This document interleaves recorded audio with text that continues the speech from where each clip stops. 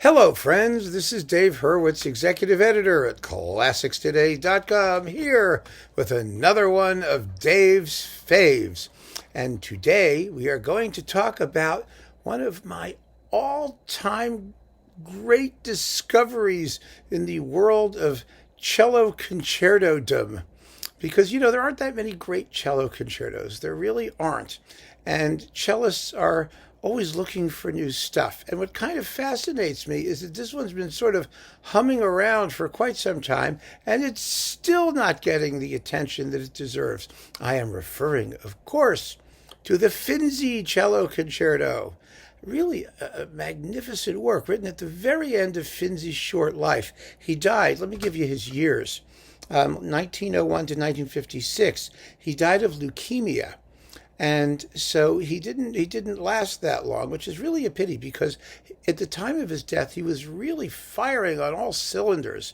I mean, he was doing fabulously well. He'd written Intimations of Immortality, his other really glorious large work, because the Cello Concerto is his largest work after that.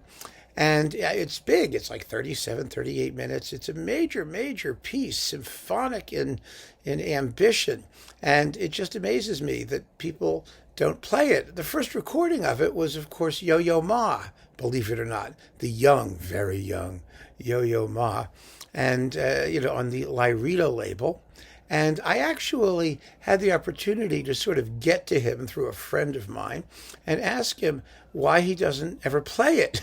Why doesn't he do it anymore? And he apparently just looked at him and went, ha, ha, ha, ha, ha, never, or something like that. So maybe he didn't like it very much. I don't know. I haven't played it. I'm not a cellist. Maybe it's very difficult.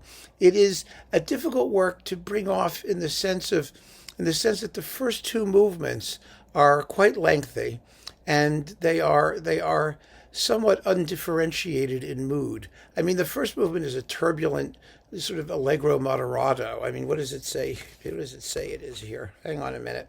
Yes, allegro moderato. And the second movement is an andante quieto, and they're 15 minutes and 12 minutes respectively. So it is an effort to sustain them and not sound merely dull. I get that, but the music is gorgeous, absolutely gorgeous. The finale is just delicious with a fabulous tune. My goodness, I mean, how many pieces are there where you're gonna go away humming the tune? It's do do do do da da da dum ba da dum yum ba da da da yum bum bum bum ba. Never mind, I'm not gonna do the rest because you'll all run away screaming if you haven't already. But it's really a good piece, and that Yo-Yo Ma recording on Lyrita is wonderful. It really is. There were a couple others since then that were sort of lousy. And fortunately, this one on Naxos popped up with Hugh, cello, and the Northern Sinfonia under Howard Griffiths. And it also contains Finzi's other two works for piano and orchestra, of which there are not many. The Eclogue for piano and strings, which is quite lovely, and then the Grand Fantasia and Toccata for piano and orchestra, which is a big, juicy, single movement piano thing that no one in the universe is ever going to play. It's how long is it? 13 and a half, 14 minutes. It's really a major statement. And unfortunately, because it's a single movement piano and orchestra piece, no one will ever play it in concert. Ever. I mean, people really ought to just find a couple other things to do. And like I've always said, take some of these fabulous short piano and orchestra works and put them together. But I'm not here to talk about that. I'm here to talk about mostly the Cello Concerto, which is simply a magnificent piece of music.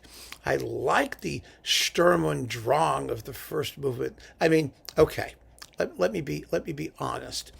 It's one of the reasons I like it is because it begins and ends in that first movement with a good crash on the tam-tam. I mean, what's not to love? A piece that begins da ya crash. Oh yes. I mean, it's just fabulous.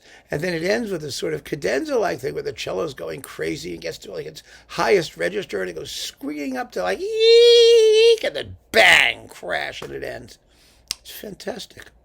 Very dramatic. I mean, even though the tempo is kind of moderate, and in between there's this really soulful, beautiful lyricism, just a wonderful, wonderful work that people really ought to get their brains around, and cellists ought to start playing if they can convince an orchestra to do it. That's really the hardest part, I think, these days, is that especially, orchestras only want to play the same 5 pieces over and over again unless it's the latest modern trendy thing. And Finzi was never a modern trendy kind of composer.